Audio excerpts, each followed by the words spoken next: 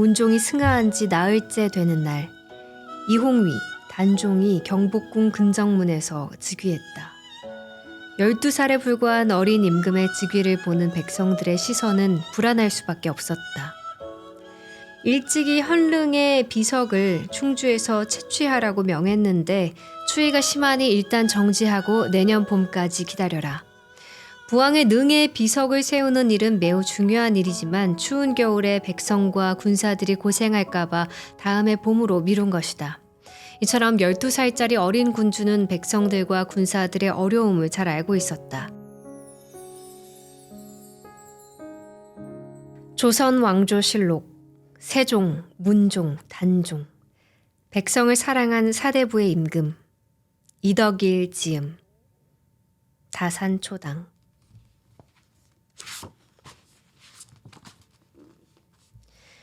사부 어린 임금 단종과 그의 숙부들 어린 임금과 장성한 숙부들 현명한 어린 왕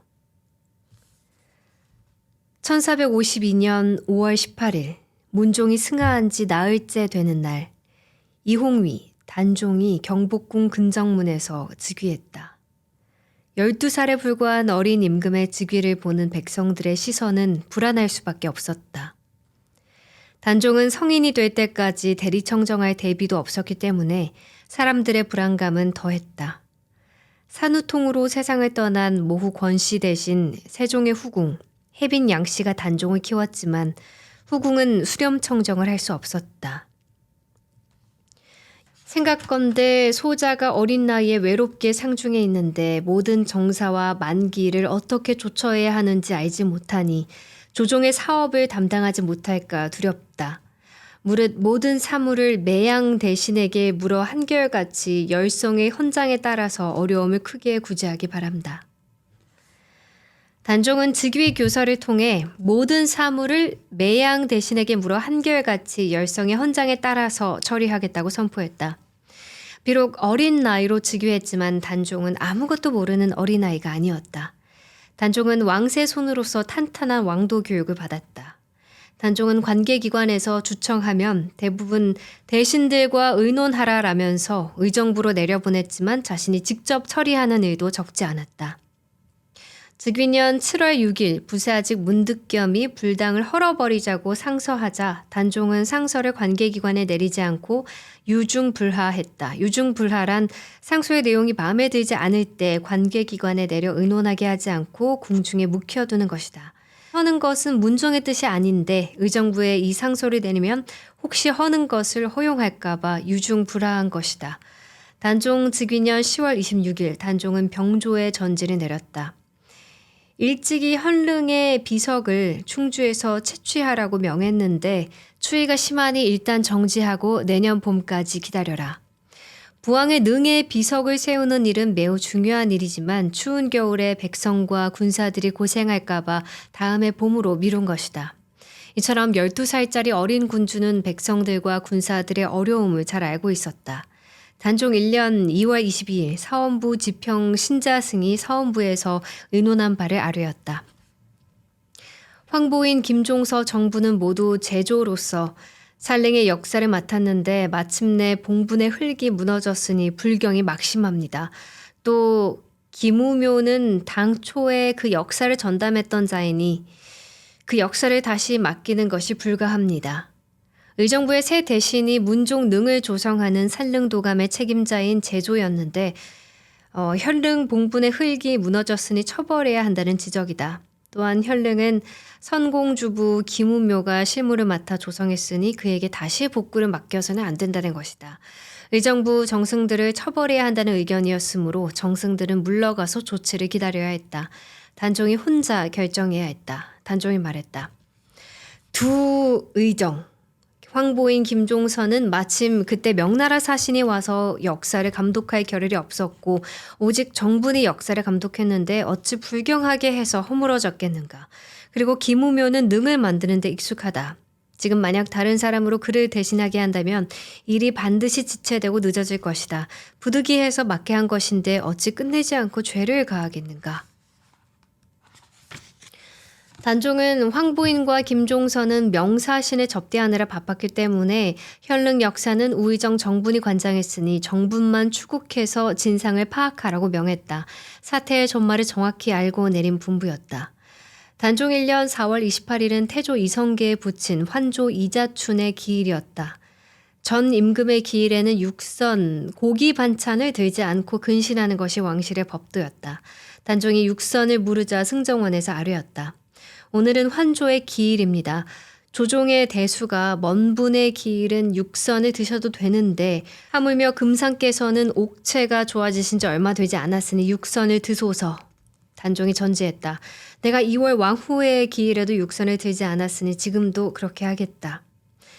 단종은 국정 현안에도 밝았다. 제위 1년 6월 21일 우의정 정분이 황해도 극성에 성을 쌓아야 한다면서 종사관 신영손을 보내 감독하게 하자고 청했다. 문종이 제위 1년 정분을 극성 등지에 보내 여러 성을 쌓게 했는데 다른 곳은 쌓았지만 극성은 넓고 멀어서 다 쌓지 못했다. 대신 목책으로 극성진을 설치해 목사에게 성 쌓는 임무를 맡겼는데 목사가 군사들을 거느리고 유렵을 다니면서 성 쌓는 일을 시간이 남을 때 하는 일로 여기니 신영손을 보내 감독해야 한다는 건의였다. 단종이 답했다. 내가 이미 자세히 알고 있다. 신영손을 보내는 것이 마땅하다. 단종은 할아버지 세종이나 아버지 문종 못지않은 현군이 될 자질이 충분했다. 문제는 왕위의 욕심을 가진 수양대군의 존재였다. 선조 때 문신 이정형은 본 조선 원보록의 단종 즉위 직후 조정이 불안했던 이유를 이렇게 설명했다. 개유년 임금은 어린 나이로 왕위를 이었고 대군은 강성하니 인심이 위태롭고 의심하였다. 강성한 대군들의 존재가 조정에 떠도는 불안한 공기의 실체였다. 단종이 즉위할 당시 36살이었던 수양대군을 비롯해 모두 7명의 장성한 대군이 생존해 있었다. 혹여 대군들이 왕위의 흑심을 품으면 조정은 소용돌이에 빨려 들어갈 수밖에 없었다. 그 중에서도 핵심은 세종의 이남 수양대군이었다. 수양을 제치고 다른 대군들이 왕이 되겠다고 나설 수는 없었다. 계유정난, 단종이 무력화되다. 풍수로 수양에게 맞서는 사람들. 이 무렵 국가의 제사에 쓰는 곡식과 술 등을 관장하던 전농시에 목효지란 종이 있었다. 한 눈이 멀었지만 풍수에 능했던 인물이다. 세종 23년 현덕 왕후 권씨가 단종을 낳고 산후통으로 사흘 만에 사망했을 때였다. 이름난 풍수가 최양선이 권씨의 장지를 선정했는데 산가에서 꺼리는 바닷가 안산고읍이었다. 목효지가 세종에게 상소를 올려 문제를 제기했다. 그 산은 내룡이 얕고 약하며 길 때문에 끊어진 곳이 10여 군데나 됩니다. 내룡이 악하고 약하면 낳은 아이가 녹아버립니다. 장자나 장손이 일찍 죽는 약지이니 다른 길지로 이장해야 합니다. 권씨의 장지는 권씨가 낳은 아이 단종을 녹여버릴 악지라고 지적한 것이다. 장손이 일찍 죽을지도 모른다는 말에 세종은 풍수에 밝은 신하들에게 재조사시켰다. 그런데 이를 주도한 인물이 수양대군, 당시 진양대군이었다. 수양은 목효지의 말이 근거가 없다고 비난했지만 관노 목효지는 왕자에게 맞서 자신의 견해를 굽히지 않았다. 세종은 재차 조사를 시켰다. 권씨의 능은 그 자리는 그대로 쓰되 장혈, 시신이 놓이는 자리의 위치를 조금 바꾸는 것으로 결정됐다. 목효지는 문종의 능 자리도 문제가 있다고 보았다. 그러나 일개 관노로서 풍수에 대한 자신의 의견을 단종에게 전하기란 쉽지 않은 일이었다. 하지만 목효지는 단종에게 겨우 작은 쪽지를 건네는 데 성공했다. 단종은 쪽지의 내용을 보고 깜짝 놀랐다. 문종 능의 위치가 정룡, 정혈이 아니라는 내용이었기 때문이다. 정룡, 정혈이 아닌 곳에 무덤을 쓰면 장자나 장손이 잘못된다는 것은 풍수가의 상식이었다. 문종의 장남인 자신이 잘못될 수도 있다는 뜻이라 단종은 그 쪽지를 도승지 강맹경에게 보였다. 강맹경은 즉각 목효지의 견해를 비판했다. 전일에 신이 대군 및 여러 대신들과 더불어 살펴 정했는데 신이 비록 풍수의 이치는 잘 알지 못하나 형세를 보면 해됨이 없을 것 같습니다. 강맹경이 말한 대신은 수양대군이다. 강맹경, 수양대군이란 짝이 다시 움직인 것이다. 단종은 강맹경의 말을 무작정 따를 수는 없다고 생각해서 의정부 대신들에게 의논하게 했다. 다급해진 수양대군이 영의정 황보인에게 말했다. 이번 살릉은 조정의 여러 대신들이 의논하여 살펴 정했는데 어찌 공을 바라는 한 소인의 사설을 듣고 경솔하게 다시 의논하겠소. 자신이 정한 능지를 그대로 쓰자는 말이었다. 황보인은 다른 문제는 몰라도 선왕의 장지 문제는 함부로 정할 수 없다고 생각했다. 대군의 말이 옳지만 이런 의논은 철저하게 분변해야 합니다. 그래서 풍수에 능통한 문신 이현로, 윤통 등 10여 명을 목효지에게 보내 묻게 했다. 네가 말하는 길지는 어디인가? 마전현 북쪽과 장단현 북쪽이 났습니다. 이현로 등의 보고를 들은 단종은 길지라는 곳을 가서 살펴볼 것인가를 의논하게 했다. 수양대군이 다시 강하게 반대하고 나섰다. 지금 혹시 새 능을 쓸 수 없다면 마땅히 가서 살펴야 하지만 목효지의 말이 근거가 없고 새 능이 길하다면 무엇 때문에 번거롭게 가서 살펴보겠습니까? 수양은 목효지를 강하게 비난했다. 목효지는 한 눈이 멀었으니 지리가 풍수지리에서 꺼리는 자입니다. 세종께서 이미 내치셨는데 목효지가 몰래 가서 새 능자리를 본 것은 국가를 위하여 길한 조역을 잡으려는 것이 아니라 다른 사람을 회방하고 자기를 팔아서 혹 쓸 것을 바라거나 공을 자랑해서 천인에서 면할 것을 바라는 것입니다. 먼저 이익을 꾀하는 마음을 품었으니 어찌 일이 바르게 되겠습니까? 감히 작은 편지로서 연주를 타고 계달했으니 불경함이 더 클 수 없으므로 마땅히 국문하여 치죄해야 합니다. 수양이 직접 반발하자 단종은 더 이상 조사하는 것을 멈추고 목효지 문제를 형조에 일임했다. 목효지는 형조의 엄한 국문을 받았으나 죽일 만한 죄상을 찾을 수 없었다. 목효지는 개통이 천한 데다 눈이 멀었으므로 풍수학에서 쫓겨났는데 다시 쓰이기를 꾀하여 사사롭게 글을 올렸으니 죄가 장 100대 영구히 황해도에 잔패한 역참의 전운노로 예속시켜야 합니다. 하지만 단종은 목효지가 잘못이 없다는 사실을 알고 있었다. 그래서 황해도가 아닌 경기 안성참 서리로 근속하게 형을 감해주었고 넉 달 후인 직위년 윤 9월에는 안성참의 서리에서 석방시켜 주었다. 문제는 단종의 모친 권씨의 능처럼 문종의 능도 수양대군이 간택한 대로 결정되었다는 점이다. 그런데 수양대군이 간택한 땅을 9척쯤 파니 물이 솟아 나왔다. 목효지의 말이 맞았음이 입증된 것이다. 수양이 당초 문종의 현릉 자리로 삼은 곳은 세종의 영릉 우강이었다. 이 자리가 문제가 되자 태조 이성계의 건원릉 동쪽 언덕인 동강으로 결정했는데 이 역시 세조가 손수 장서를 쥐고 혼자서 가부를 독단했다라는 기록처럼 수양이 결정했다. 이때 병조판서 겸 풍수학 제조 정인지가 무조건 수양의 편을 들고 나섰다. 영의정 황보인은 도승지 강맹경을 돌아보고 정인지를 가리키며 비밀리에 말했다. 정인지는 참으로 가소로운 사람이다. 단종실록의 사관은 대개 정인지는 헌릉의 남쪽에서 물이 솟아 나오는데도 수원이 없으므로 장차 염려할 것이 없다면서 여러 사람의 의견을 배격하고 이곳을 사용하려 했으므로 이런 말을 한 것이다 라고 비판했다.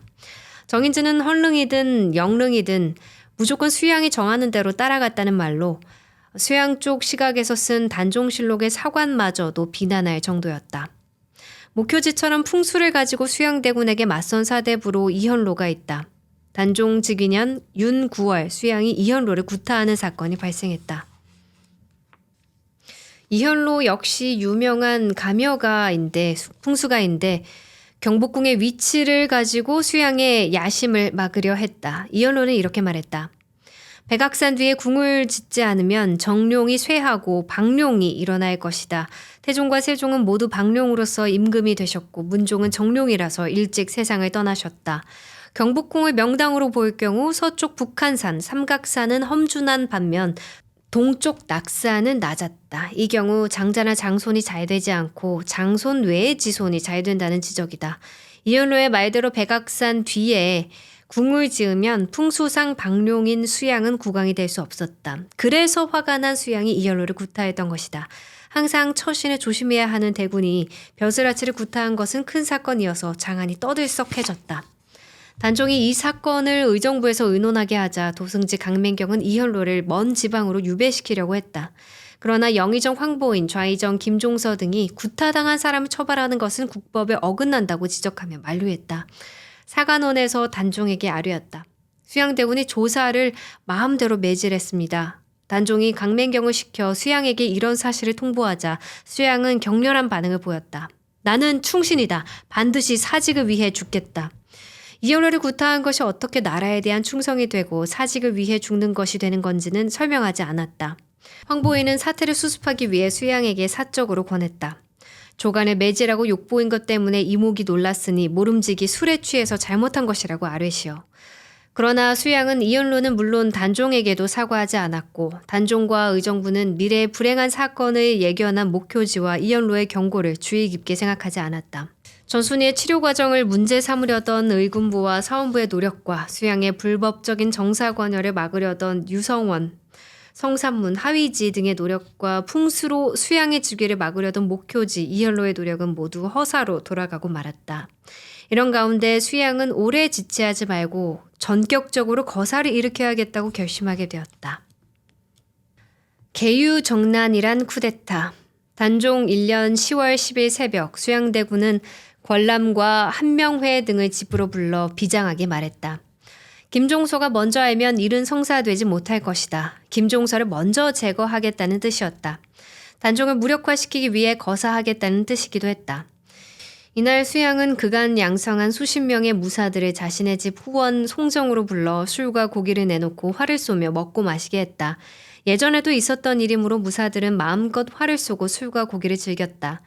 저녁 무렵 수양이 후원에 나타나 무사들을 불러 모았다. 오늘은 충신 열사가 대의에 분발하여 죽기를 다할 날이다.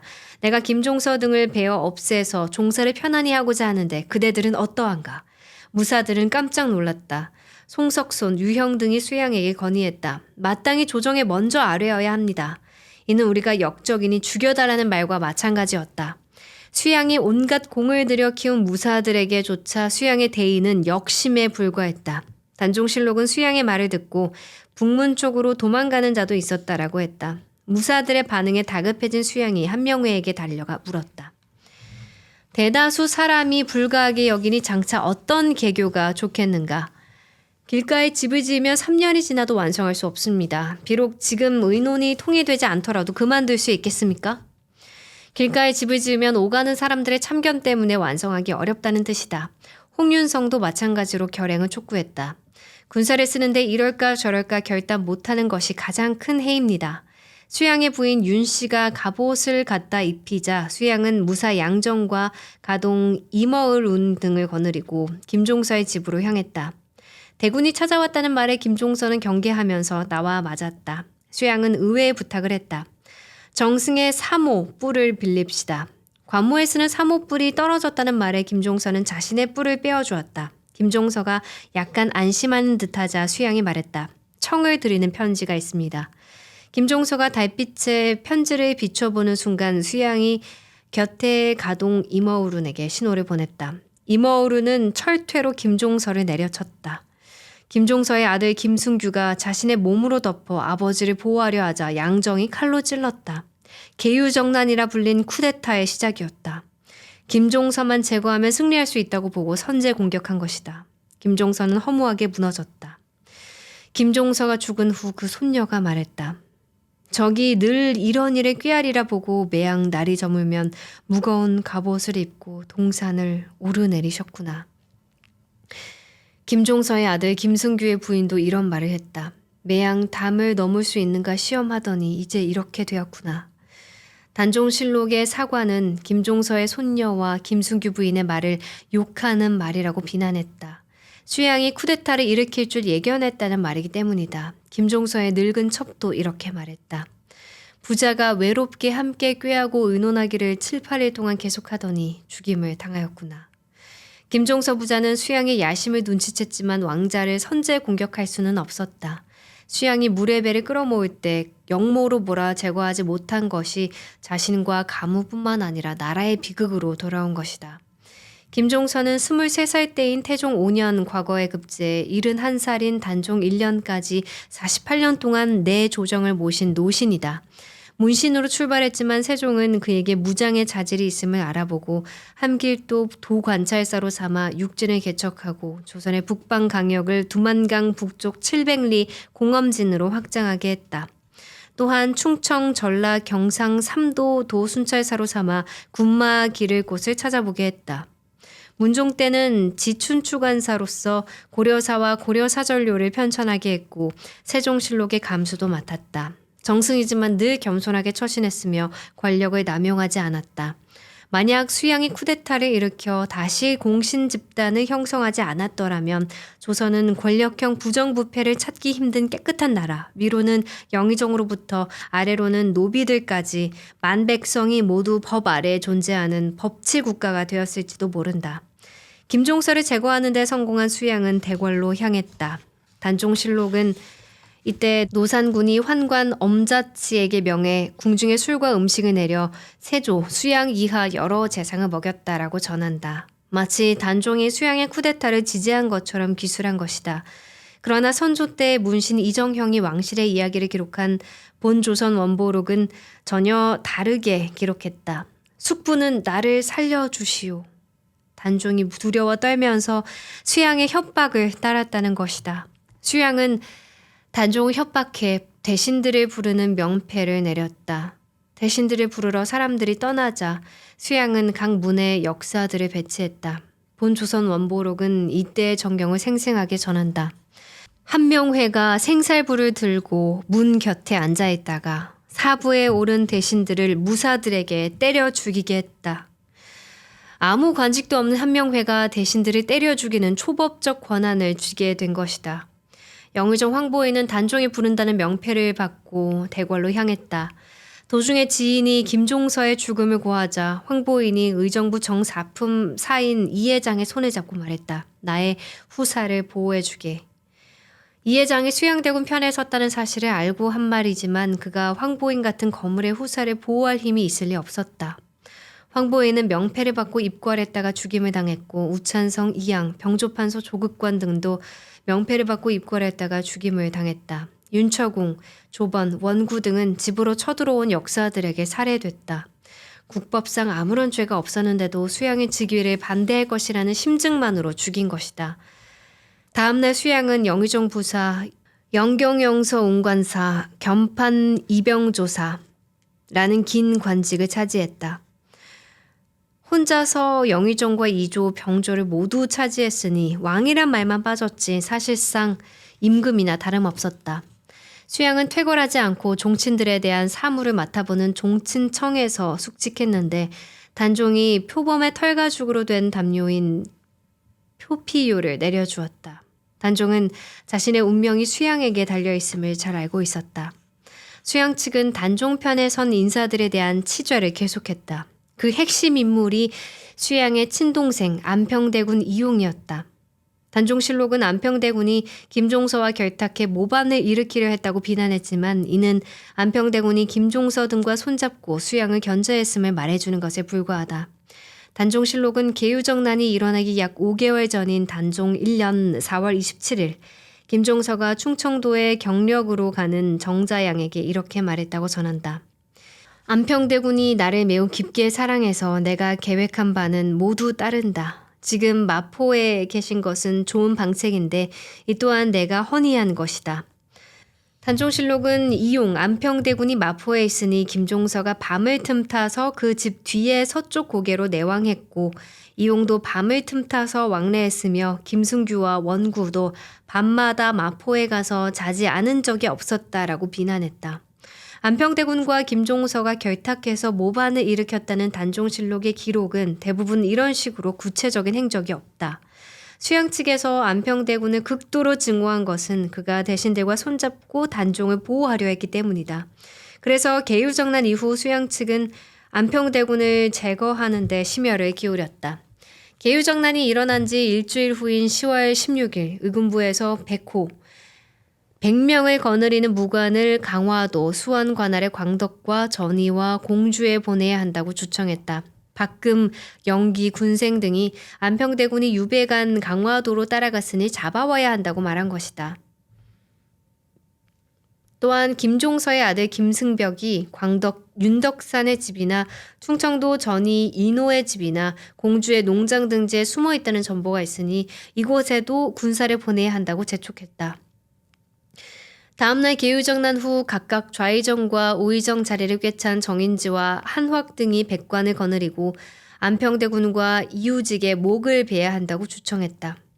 단종이 윤허하지 않자 정인지와 한확이 거듭 두 왕족을 처형할 것을 주청했다.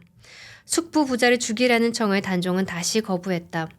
대순이 상을 죽이지 않았으니 내가 좇지 못하겠다. 대순은 순 임금이고 상은 그 이복 동생이다. 상이 순을 여러 번 해치고자 했지만 죽이지 않았으니 자신도 숙부를 죽이지 않겠다는 논리였다. 다음날 정인지와 한확 등이 백관을 거느리고 안평대군 부자의 목을 베야 한다고 다시 주청했다. 단종은 안평대군의 친형인 수양대군이 처형을 반대한다는 논리에 기대어 숙부 부자의 목숨을 살리려 했다.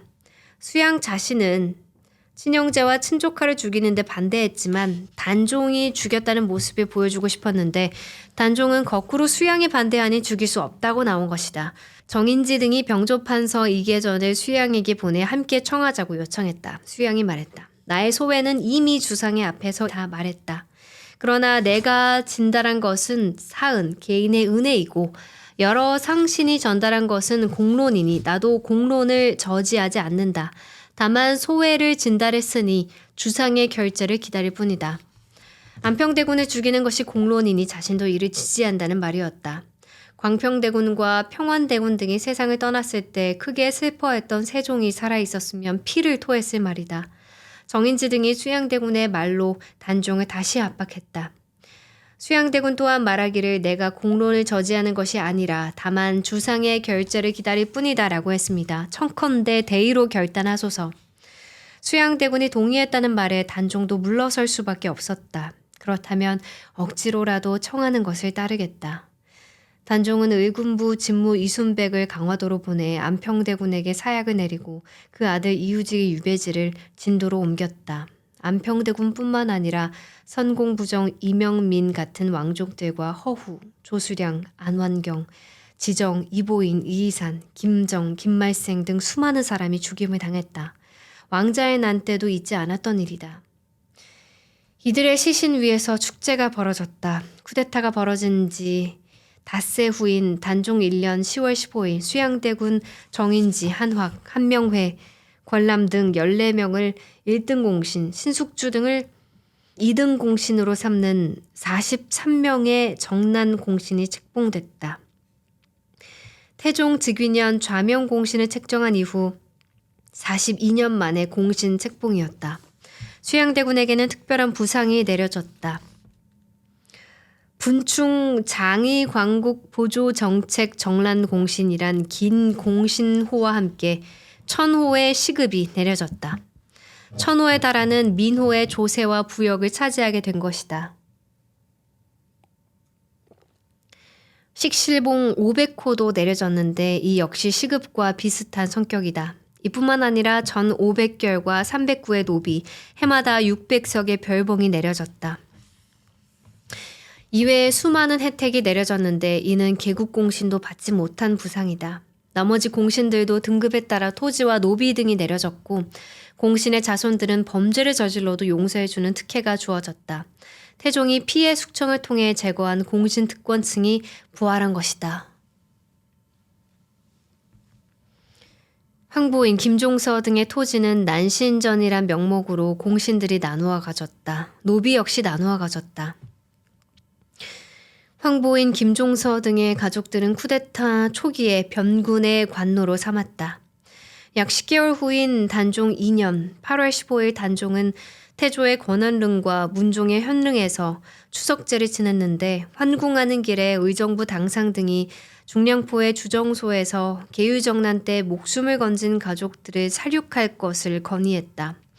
이 날짜 단종실록의 대신들과 의논했더니 대신들의 의견도 이와 같았다라는 기록은 이것이 영의정 수양대군의 뜻임을 말해준다. 단종은 이를 막을 힘이 없었다.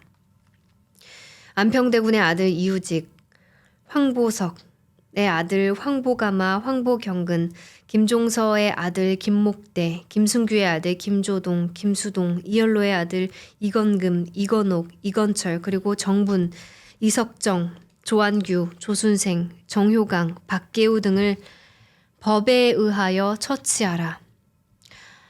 한날 한시에 무려 39명의 목숨을 끊은 것이다. 단순히 수양의 반대편에 선 사람들의 가족이라는 이유로 이들은 목이 매달렸다.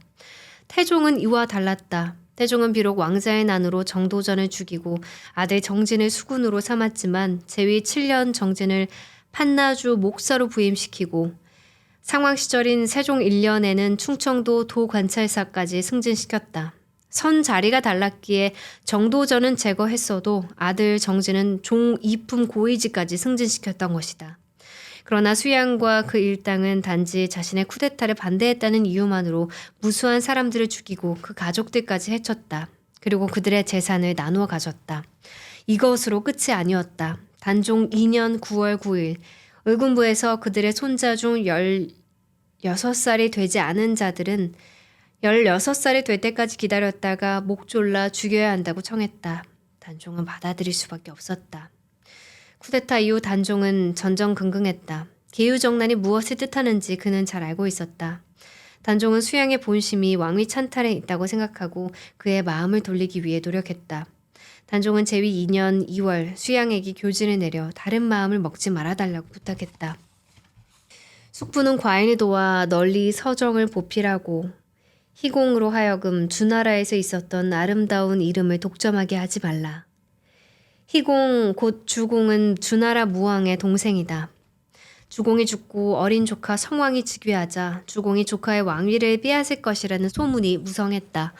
그러나 주공은 끝까지 조카를 보좌해 공자로부터 성인으로 추앙받은 인물이다. 단종은 수양의 모든 요청을 들어주는 한편 수양을 주공에 비유하는 글을 자주 내려 수양의 야심을 막으려 했다. 그러나 수양은 애당초 주공이 될 생각이 없었다. 쫓겨나는 단종. 계유정난 이후 수양대군은 사실상 임금이나 다름없었다. 재위 3년 2월 4일 단종은 부인 송씨와 함께 수양대군의 집에 가서 잔치를 베풀었다. 종친 중 가장 윗서열인 양녕대군 이재와 효령대군 이보를 필두로 세종의 넷째 아들 이명대군 이구와 여섯째 아들 금성대군 이유, 여덟째 영웅대군 이염, 태종의 서자 경령군 이비 같은 왕자들과 좌의정 정인지, 우의정 한웍 등 대신들이 모두 몰려가 잔치를 베풀었다. 그러나 이 잔치에 참석한 모든 종친이 수양에게 복종하는 것은 아니었다. 선왕의 시신이 땅속에서 채 식기도 전에 쿠데타를 일으켜 임금을 무력화시키고 아무 죄 없는 대신들을 죽이고 심지어 친동기와 친조카까지 죽여버린 수양에 대한 반감이 큰 종친도 적지 않았다. 양녕대군과 효령대군은 수양을 적극 지지했고 세종의 적자들 중에서 사남 이명대군 이구와 팔남 영웅대군 이염은 수양 편에 섰다. 세종의 서자들 중에서 신빈 김씨 소생들이 주로 수양의 편에 섰는데 세종의 서이남 계양군 이증과 서삼남 의창군 이공, 서오남 밀성군 이침, 서칠남 익혁군 이관 등이 그들이다. 단종편에 선 종친도 적지 않았다. 세종의 육남 금성대군을 필두로 영빈 강씨 소생으로 세종의 서장자인 화의군 이영이 그랬다. 단종의 유모였던 해빈 양씨 소생은 모두 단종편에 섰는데 세종의 서사남 한남군에 이어 서육남 수충군 이현, 서팔남 영풍군 이전 등이 그런 왕자였다. 단종실록 2년 8월 28일자는 계유정난 이후 종친과 부마들의 동향을 잘 설명해준다. 계양군 이증과 영천위 윤사로가 세조에게 아뢰었다. 수충군과 익혁군이 말하기를 금성대군이 화의군에게 면포 300피를 주었으며 또 전의위에게 활 3벌을 주었다라고 했습니다. 영양위가 말하기를 문종의 장례 때 안평대군, 금성대군, 화의군, 의창군 등이 풍악을 울리며 연회를 베풀었다고 했습니다. 이런 일을 참아할 수 있다면 어떤 일을 참아하지 못하겠습니까? 또 계유정난하던 날에 금성대군이 이명대군에게 안평대군에게 알려야 한다고 했는데 이는 모두 의심할 만합니다. 세조가 말했다. 이는 내 몸이 당하는 일이지만 나는 동요하지 않는다. 신빈 김씨 소생의 계양군 이증과 세종의 서장녀 정현옹주의 남편인 영천위 윤사로는 모두 수양을 지지했다. 윤사로는 수양의 부인, 윤 씨의 오빠인 윤사윤과 태종의 서녀 정혜옹주의 남편인 박종우 및 정인지와 함께 당대 4대 부호로 꼽혔던 인물이다. 위의 글에는 사실과 거짓이 섞여 있다. 금성대군이 화의군 및 태종의 서녀 경신옹주의 부마인 전의위 이완과 결합했다는 이야기는 사실일 가능성이 있다. 그러나 안평대군, 금성대군, 화의군, 의창군 등이 문종의 상사 때 풍악을 울리며 연회를 베풀었다는 것은 거짓이다. 영양위 정종은 문종의 딸 경혜공주와 혼인한 부마로 단종의 자영인데 수양편을 들어서 안평대군, 금성대군 등을 비판했을 리 없다. 수양이 쿠데타를 일으키던 날 금성대군이 이명대군에게 안평대군에게 알려야 한다라고 말했다는 것은 중요한 내용이다. 이명대군은 수양 측에 붙은 인물이기 때문에 그를 통해 정보가 새 나갔을 수도 있기 때문이다. 쿠데타에 성공한 수양은 안평대군 부자를 죽여버렸지만 안심하지 못하고 다른 왕자들의 동태에 신경을 곤두세웠다.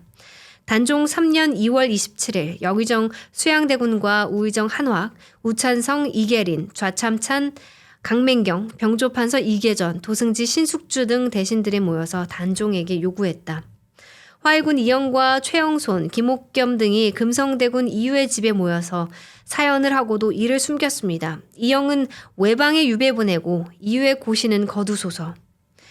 세종의 서장자인 화의군 이영이 금성대군의 집에서 화를 쏘면서 연회를 즐긴 것을 감췄다면서 이영은 지방으로 유배 보내고 금성대군은 고신을 빼앗아야 한다고 요구한 것이다. 안평대군이 사형당한 후 반수양 측 종친의 중심 인물은 금성대군이었다. 그런데 금성대군이 채 움직이기도 전에 수양 측의 정보망에 포착된 것이다. 단종은 이를 거부할 힘이 없었다. 그날로 금성대군은 고신을 빼앗기고 화의군은 지방으로 내쫓겼다. 이뿐만 아니라 판중추 원사 홍약과 태조의 딸 숙신옹주의 남편인 당성위 홍해 등도 고신을 빼앗겼다. 김옥겸 등 15명 역시 고신을 빼앗기고 먼 변방의 군사로 충군되었다. 풍수 지식을 가지고 단종의 모친 권씨와 문종의 능자리 문제를 제기한 전농씨의 종 목효지는 극변의 관노로 쫓겨갔다. 단종을 보좌하던 환관 엄자치를 비롯해 김충 등 45명의 단종 측 인물들도 고신을 빼앗기고 모두 고향으로 쫓겨갔다. 금성대군 및 화의군 등과 손잡고 단종을 도우려던 종친 및 신하 환관들이 모두 무력화된 것이다. 단종은 친숙부인 금성대군의 고신만은 다시 돌려주었지만 그해 3월 1일 대사원 최항 등이 금성대군과 엄자치 등 환관들의 죄를 더 강하게 처벌해야 한다고 상소했다. 단종은 이 상소를 유중불화함으로써 반대 의사를 밝혔지만 대간에서는 계속 금성대군을 처벌해야 한다고 주장했다. 단종실록은 금성대군과 다른 왕자들의 결연에 대해 이렇게 설명했다. 금성대군이 몰래 양씨 세종의 후궁 해빈과 결탁했고 이영이 이들을 따랐기 때문에 이영의 아내가 관내에 출입할 수 있었는데 이영도 자취를 감추고 양씨 및 이유의 집에 드나들었다. 금성대군과 단종의 유모였던 해빈 양씨, 세종의 서장자인 화의군 이영 등이 무력화된 단종을 보좌하는 왕실의 핵심 인물들이었다. 쿠데타로 집권하는 데 성공한 수양은 이들의 동태를 철저하게 감시하고 곧 이들의 움직임을 간파해냈다. 수양 측이 장악한 대간에서는 쉬지 않고 금성대군을 처벌할 것을 주창했다. 드디어 단종은 제위 3년 윤 6월 11일 금성대군과 해빈 양씨 그리고 양씨의 두 아들 한남군, 영풍군을 귀양 보낼 수밖에 없었다. 바로 그날 단종은 환관 전균을 시켜 수양에게 왕위를 넘기겠다고 항복했다. 세조실록은 세조가 엎드려 울면서 굳게 사양하였다라고 전하지만 육신록은 상황이 전혀 달랐다고 설명한다. 밤에 수양대군이 철퇴를 소매에 넣고 들어가자 단종이 용상에서 내려와 내 실로 왕위를 원함이 아니로소이다 라면서 물러났다.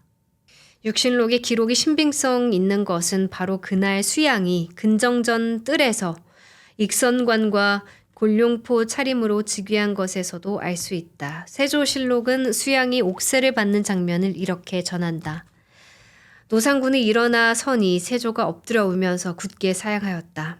노상군이 손으로 옥새를 잡아 세조에게 전해주자 세조가 더 사양하지 못하고 이를 받고는 오히려 엎드려 있으니 노산군이 명하여 부축해 나가게 하였다. 그러나 생육신 남효온이 지은 육신전의 설명은 전혀 다르다. 승지 성삼문이 국세를 끌어안고 통곡하니 수양이 머리를 들고 그 광경을 자세히 살펴보고 있었다.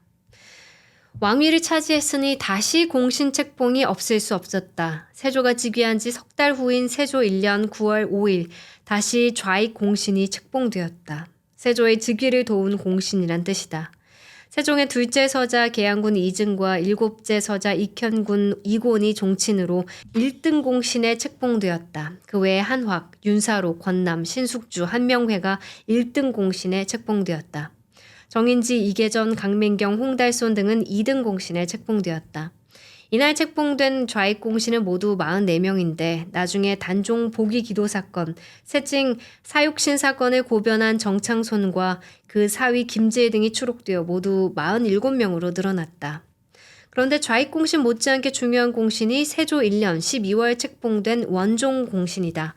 원종 공신은 원 공신을 도운 사람들에게 주어지는 것인데 문종의 치료를 담당한 어이 전순이가 79명에 달하는 원종 1등 공신 중 한 명으로 책봉되었다. 문종의 의문사가 단순한 의혹이 아님을 말해준다. 전순이의 복권은 계유정난으로 예견됐다. 정변이 일어난 지 넉 달 후인 단종 2년 2월 19일 전순이의 고신이 함께 처벌되었던 어이 변한산, 최읍 등과 함께 되돌려졌다. 서원부 장령 전가생이 즉각 반대했다.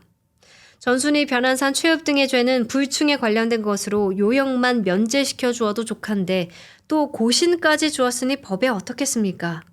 사간원도 같은 논리로 전순이의 고신 환급에 반대했다. 단종이 수양대군과 상의하자 당연히 고신을 돌려줘야 한다고 답했다. 단종 2년 3월 1일 사간원의 사간조어가 다시 전순이를 처벌해야 한다고 주장했으나 단종이 거부했다. 이미 대신과 수기했으니 들어줄 수 없다. 이때 수기한 대신은 물론 수양대군이다. 처벌은커녕 그해 3월 13일 전순이와 변한산의 과전까지 돌려주었다. 대간에서 다시 반대했으나 아무 소용이 없었다. 그리고 세조 즉위와 더불어 공신까지 된 것이었다. 이때쯤 단종은 문종의 죽음이 단순한 병사가 아니라는 사실을 명확히 알게 됐을지도 모른다. 그러나 이미 모든 권력을 수양 측에서 가져간 뒤였다. 같은 원종 1등 공신으로는 세종의 둘째 딸 정의공주의 남편인 연창위 안맹담과 한명회의 친척 한계이 등이 있었다. 문종이 급소한 후 대간에서 사형시켜야 한다고 주청한 전순이는 사형당하기는커녕 원종 공신으로 화려하게 재등장했다. 반면 단종의 유모였던 혜빈 양씨와 풍수로 단종과 문종을 도우려 했던 목효진은 같은 날 사형당했다. 역시 풍수에 밝았던 이열로는 계유정난 직후 수양에게 죽임을 당했다. 이열로뿐만 아니라 그 부친과 16세 이상 자식들도 모두 죽임을 당했다. 풍수 지식으로 수양의 집권을 방해한 죄였다. 그렇게 단종의 시대가 저물고 세조의 시대가 열렸다. 수양은 자신의 쿠데타가 할아버지 태종이 일으킨 왕자의 난과 비슷하다고 생각했지만 이는 큰 착각이었다. 방원이 왕자의 난을 일으켰을 때는 조선을 개창한 지 6년째로 아직 왕조의 기틀이 잡히기 전이었다. 그러나 이때는 태종, 세종, 문종의 치세 50여 년이 지나면서 조선 왕조의 기틀이 모두 잡힌 상태였다. 문종과 단종은 모두 선왕의 적장자로 왕위를 계승한 임금이었다. 수양에게 죽임을 당한 김종선은 세종 10년 1월 16일 사원부 지비로서 양녕대군을 비판하면서 이렇게 말했다. 선대를 계승한 임금은 아버지의 형제와 자신의 형제를 신하로 삼습니다. 창업군주는 아버지의 형제와 자신의 형제를 신하로 삼을 수 없어도 선대를 계승한 군주는 아버지의 형제와 자신의 형제를 신하로 삼을 수 있다. 이것이 유학국가의 왕권이었다. 수양은 문종과 단종의 신하에 불과했다. 유학자들을 볼 때 수양의 행태는 임금을 내쫓은 반역에 불과했다. 정상적인 유학자라면 충성의 대상은 단종이지 수양이 될 수 없었다. 이들에게 수양대군의 쿠데타는 유학 정치의 부정이자 선왕의 유훈을 저버린 반역이었다. 취향의 직위의 사대부들 사이에서 광범위한 반발이 일어난 것은 당연한 결과였다. 모두가 떠나도 난 여기 있어. 단어 속에 잠긴 세계, 끝없는 여행이 시작돼. 나는 책을